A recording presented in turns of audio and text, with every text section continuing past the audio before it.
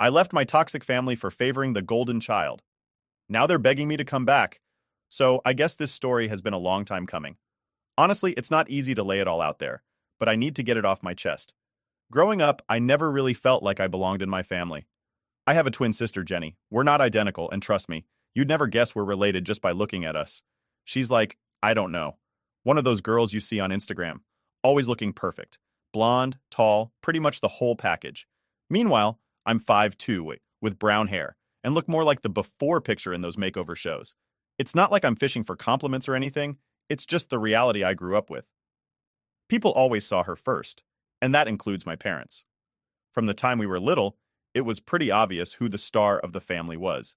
Jenny was always front and center in every photo, every family video, and every memory we seemed to make. I was just there. I guess I kind of got used to it, but it hurt. I think the worst part was that no one even seemed to notice. Not my parents, not my friends, no one. I remember one birthday, I think we were turning 12, and my parents threw this big party for both of us. But it didn't really feel like my party at all. They spent so much time getting Jenny the perfect dress, making sure her hair was done, and talking about how beautiful she looked. Me? They gave me a gift card to Target and said I could pick out something for myself if I wanted. That was kind of the norm for me, always getting the leftovers. Jenny, on the other hand, was the kind of person people just wanted to be around. She could walk into a room, and instantly everyone would gravitate toward her. It wasn't that I hated her for it. Well, maybe a little. But what really got to me was how our parents fed into it. They loved how much attention she got, how she always seemed to be the center of everything, and I think they started seeing me as more of a background character in my own life. I was always more on the quiet side. I didn't mind reading a book or just hanging out by myself. But even when I did try to get some attention, it felt like I was always being compared to Jenny.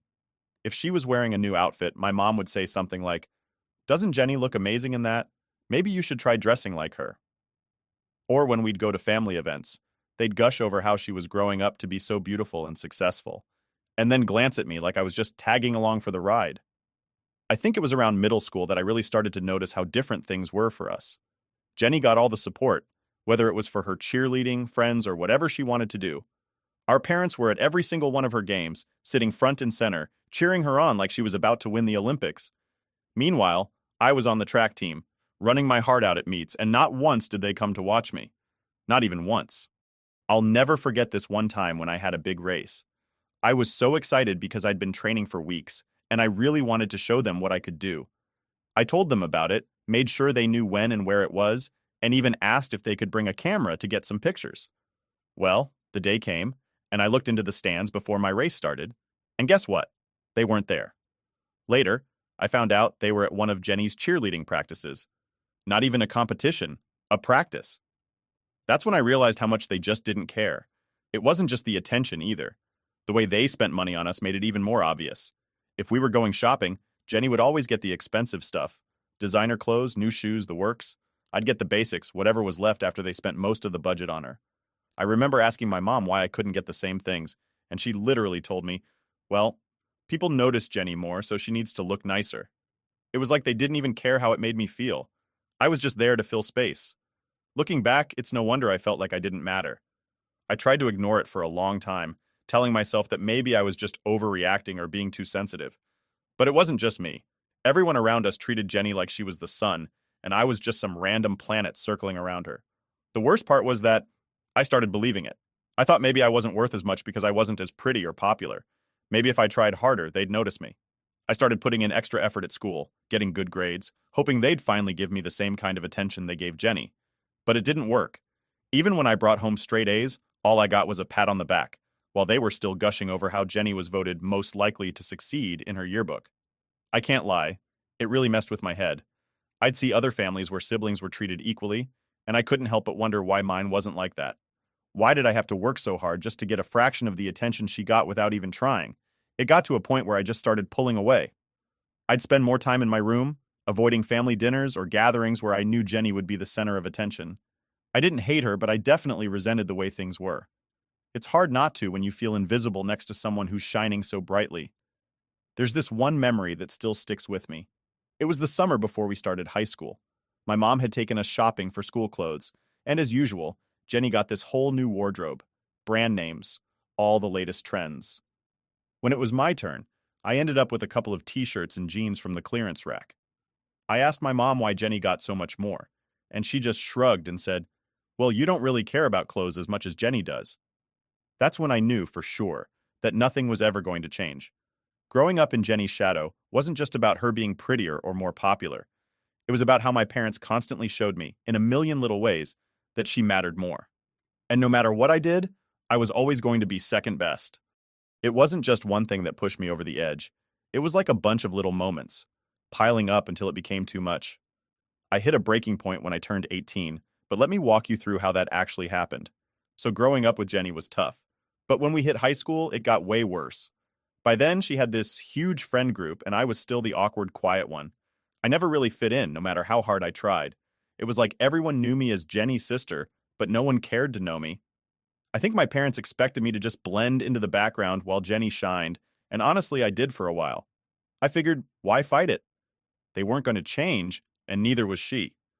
But by senior year, I was getting ready to leave. I'd been planning it for a while. I didn't tell anyone, not even my friends. I didn't want to risk my parents finding out before I was ready. I was working part-time at a local coffee shop, and I saved up every penny I could. It wasn't much, but it was enough to get me out. I knew I couldn't rely on my parents to help me out once I left, so I had to do it on my own. Anyway, the breaking point came on my 18th birthday. My parents decided to throw a joint party for me and Jenny, like they always did. But of course, it felt like the party was more for her than for me. They had invited all of her friends, most of whom barely knew I existed, and all the attention was on her. Again. I remember standing in the corner of our backyard, watching everyone fawn over Jenny in her new designer dress, taking selfies and laughing with her friends. Meanwhile, I was stuck in this old dress I had bought from the clearance rack at some department store. I looked down at the cake.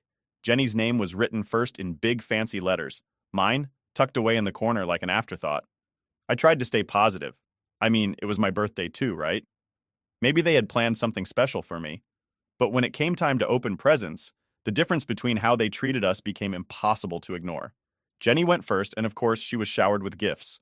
Clothes, makeup, a brand new purse from some designer brand I can't even pronounce. Then it was my turn.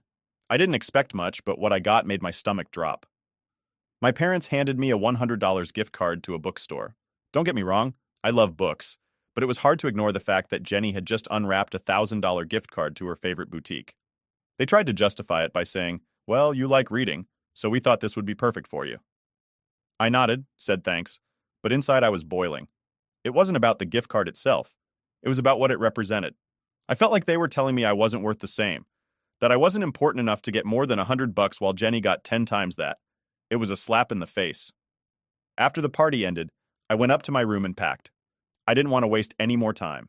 I had been saving for months, and now that I was officially 18, nothing was stopping me. I didn't tell my parents that night.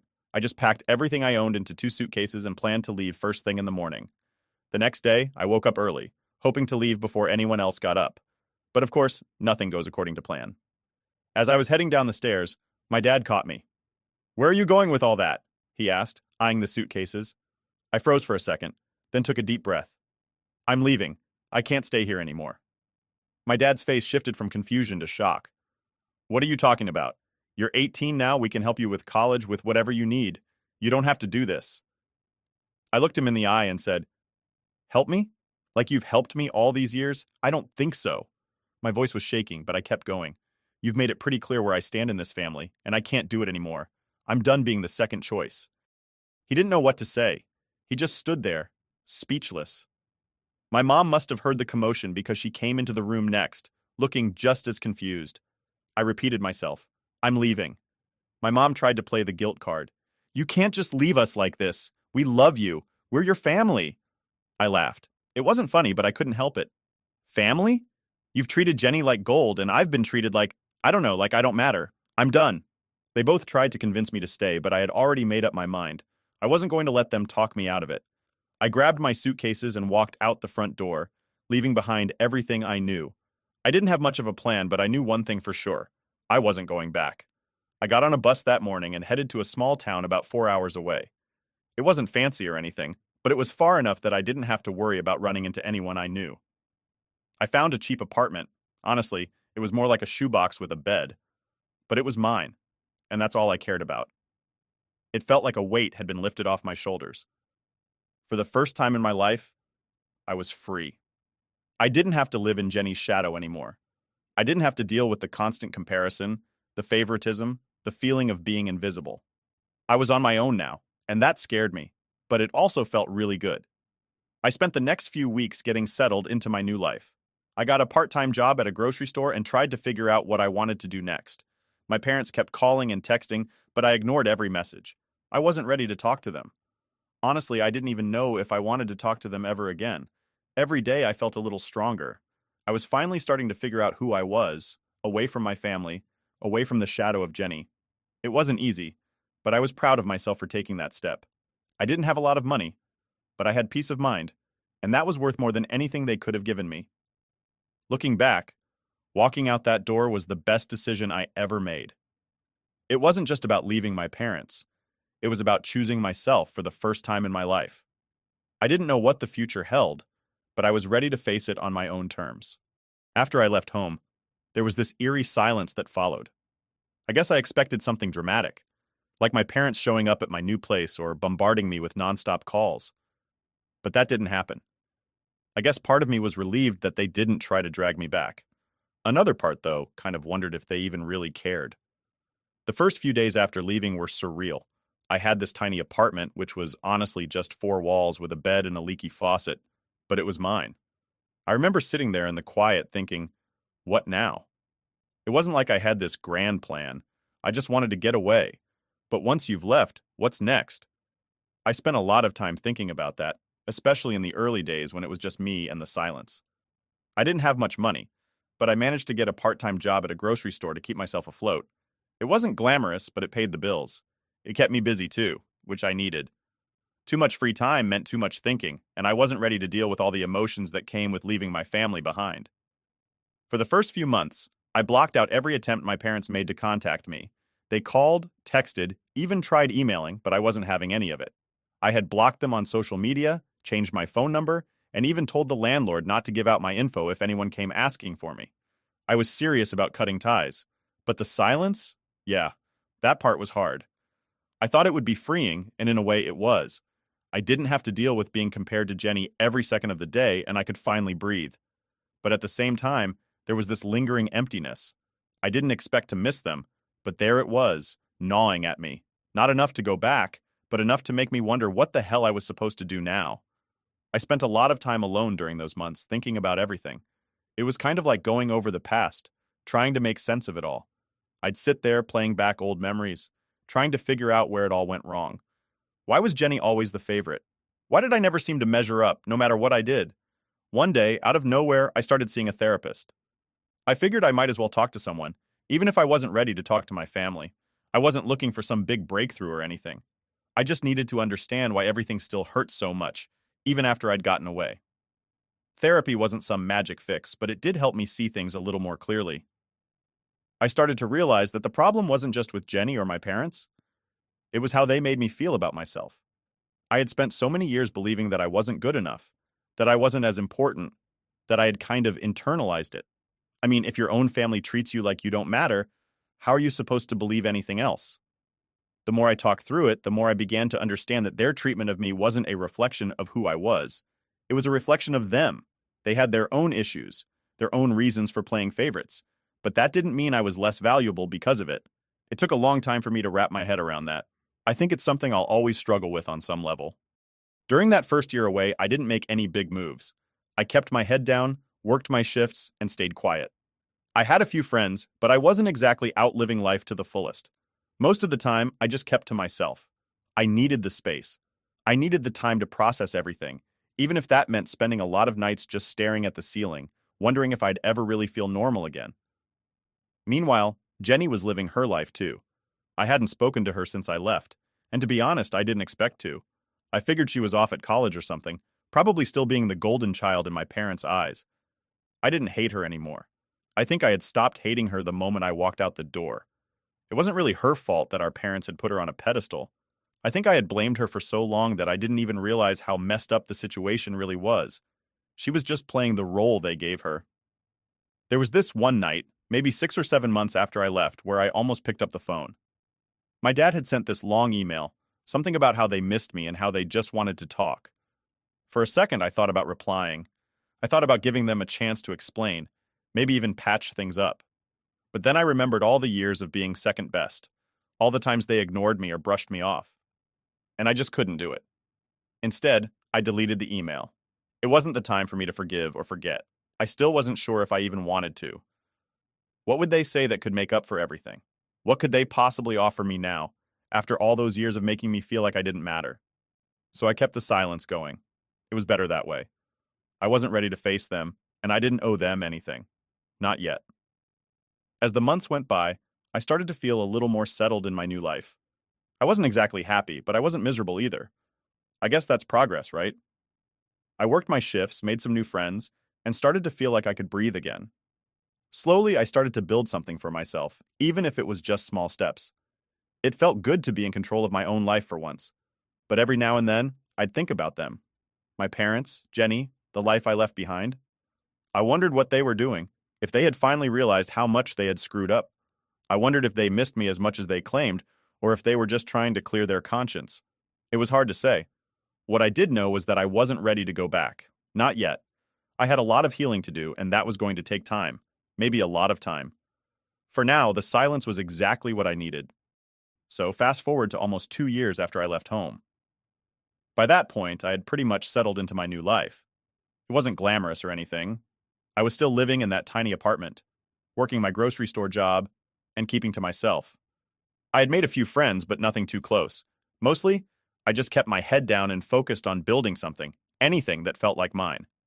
Then one day, out of the blue, and I know I said I wouldn't use that phrase, but seriously, this came from nowhere, I got a message from my dad on Facebook. I almost didn't open it. My first reaction was just to delete it and keep moving on with my life, but something made me stop. Maybe I was curious. Maybe I just wanted to see what he had to say. So I clicked on it. It was a long message. One of those where you can tell someone put a lot of thought into it. My dad apologized, and I mean really apologized, for how they had treated me. He admitted that they played favorites with Jenny and how unfair it had been to me. He even said that he and my mom had been talking, and they realized how much they had messed up. He said they wanted a chance to start over, to try and rebuild our relationship. He asked if I would come over for dinner sometime so we could talk face to face. Now, here's the thing. For years, all I ever wanted was an apology. I spent so much time waiting for them to realize how much they hurt me, how invisible they made me feel. But when I finally got it, it didn't feel like this huge weight lifting off my shoulders. It didn't feel like the big moment I had imagined in my head. Honestly, it just felt weird. I sat there staring at the screen, trying to figure out what I was supposed to feel. Should I be happy? Relieved? Angry? I wasn't sure. I just knew that it wasn't as simple as, oh, they apologized, so everything's fine now. Far from it. Part of me wanted to respond right away and tell them exactly how much they had hurt me, how it wasn't going to be that easy to make things right. But another part of me didn't even want to bother. I'd spent 2 years without them, building my own life, and I didn't know if I was ready to let them back in, even if they were sorry. I talked to my therapist about it during our next session. I laid it all out, the message, the apology, everything. She told me something that really stuck with me. She said, "You're not obligated to forgive them just because they apologized. You get to decide what happens next. It's about what you need, not about what they want." That hit me hard. I realized that I didn't have to rush into anything, and I didn't owe them forgiveness just because they asked for it. Still, it wasn't easy to figure out what to do. I spent the next few days going back and forth in my head. Should I reply? Should I ignore it? What would happen if I gave them another chance? Would things really be different, or would it be the same old story with them favoring Jenny and me getting the scraps? I tried to imagine what it would be like, sitting across from my parents at the dinner table, after everything that had happened. What would we even talk about? Would they try to justify their actions, or would they just sweep it under the rug like they always did? I didn't know if I had it in me to go through all that. At the same time, I couldn't help but think about the chance to get some closure. Maybe I could finally get some answers, or at least say my piece. So after a lot of thinking, and probably overthinking, I decided to respond. I kept it short.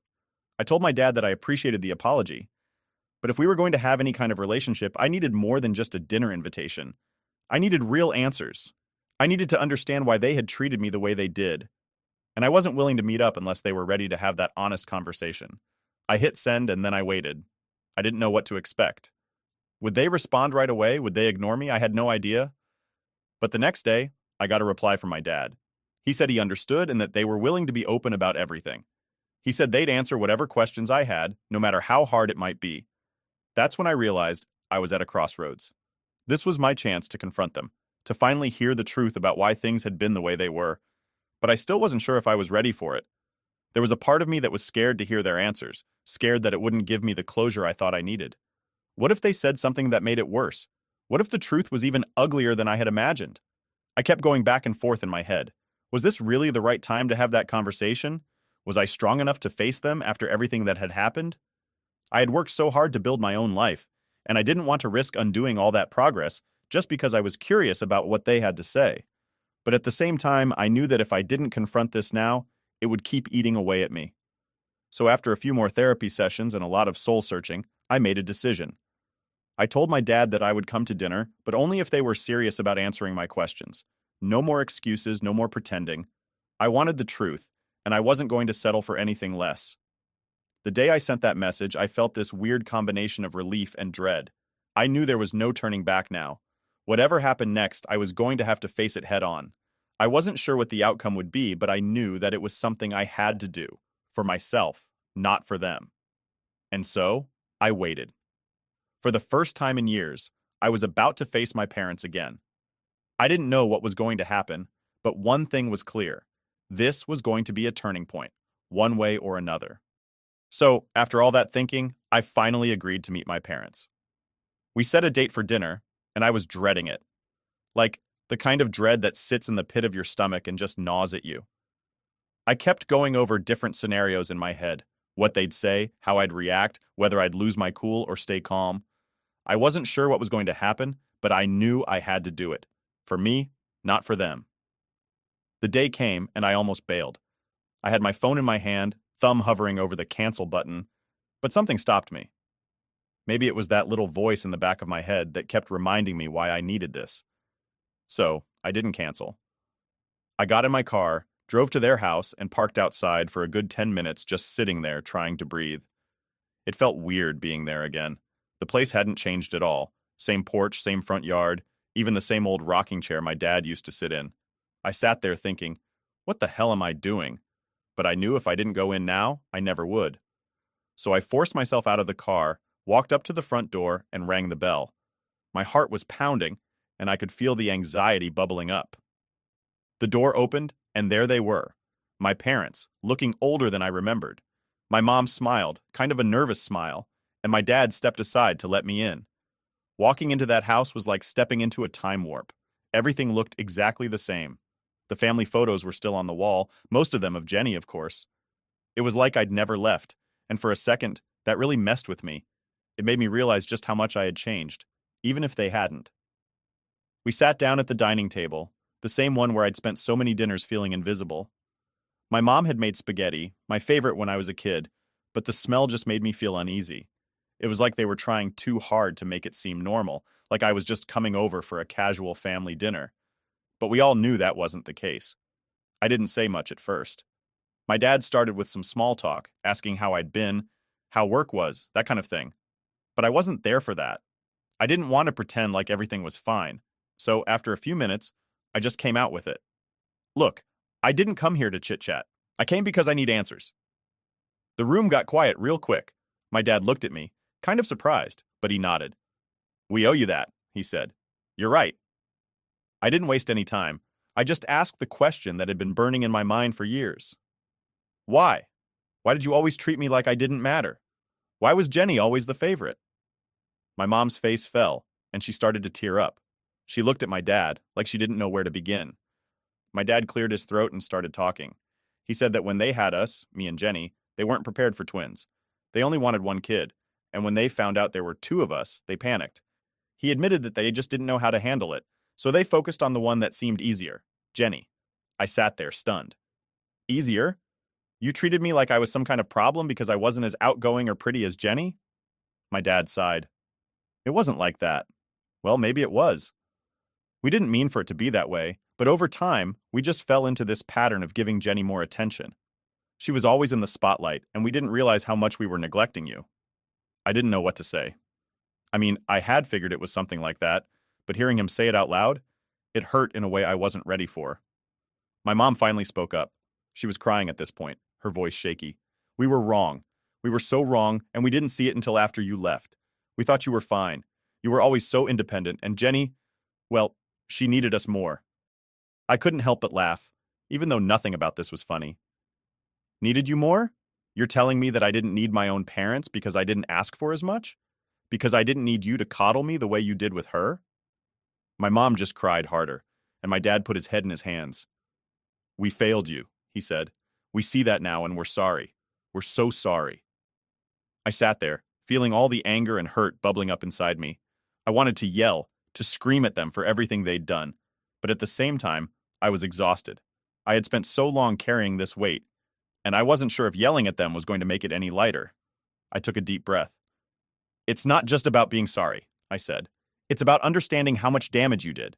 You spent my entire life making me feel like I wasn't good enough, like I didn't matter, and now you want to apologize? After all these years?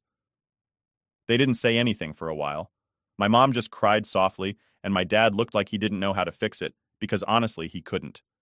No amount of sorry was going to undo the years of feeling invisible, but I kept going. I didn't come here for an apology. I came because I needed to say this out loud. You hurt me. You made me feel like I was nothing compared to Jenny, and that's not something you can just take back. My dad nodded slowly. I understand. We don't expect you to forgive us right away. We just wanted the chance to tell you how sorry we are and to see if there's any way we can try to make things right. I didn't know if there was a way to fix it. I told them that. I'm not ready to forgive you. I don't know if I ever will be, but I appreciate that you're finally acknowledging it. There wasn't much else to say after that. We sat there in awkward silence for a while, eating our spaghetti. It wasn't some grand emotional reconciliation, and I didn't walk away feeling like everything was fixed. Far from it. But at least I had said my piece. At least they finally knew how much they had hurt me. After dinner, I got up to leave. My mom hugged me on the way out, and it felt stiff, like neither of us knew what to do. My dad patted my back and told me to reach out whenever I was ready. I nodded, but I didn't make any promises. As I drove away, I felt lighter, I guess.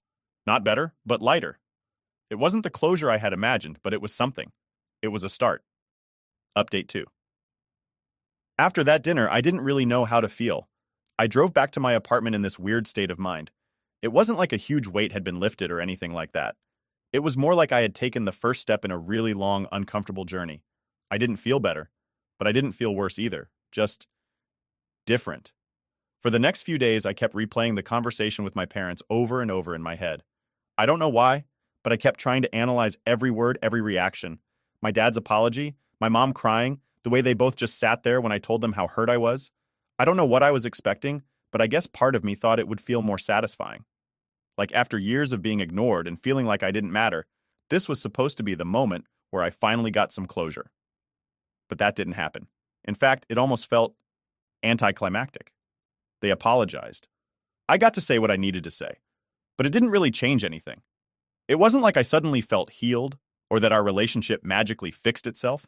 If anything, it just confirmed what I already knew, that there was a lot of damage and it wasn't going to be easy to undo. I kept thinking about what my therapist had said, about how I didn't owe them forgiveness just because they said they were sorry.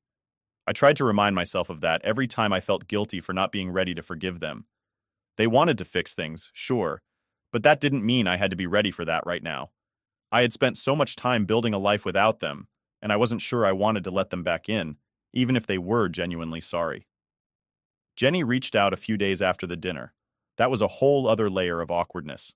She sent me this long text saying she had heard about the dinner and that she hoped we could talk sometime. I didn't know how to respond to that. I mean, she was a part of the reason I left in the first place, even if she wasn't fully aware of it at the time. It was hard to separate the person she was from the way our parents had treated us. I didn't reply right away. Honestly, I wasn't sure if I wanted to. It felt like opening another can of worms when I hadn't even finished dealing with the first one. But a part of me knew that I'd have to face that too, sooner or later. For now, I'm just taking it day by day. I haven't made any big decisions yet. I haven't decided if I'm ready to let my parents fully back into my life, or if I even want to have a relationship with Jenny. Right now, I'm just trying to process everything, to figure out where I stand and what I need. It's weird.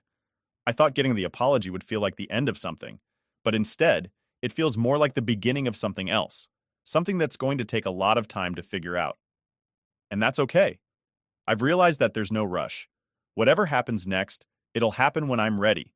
For now, I'm just focusing on me.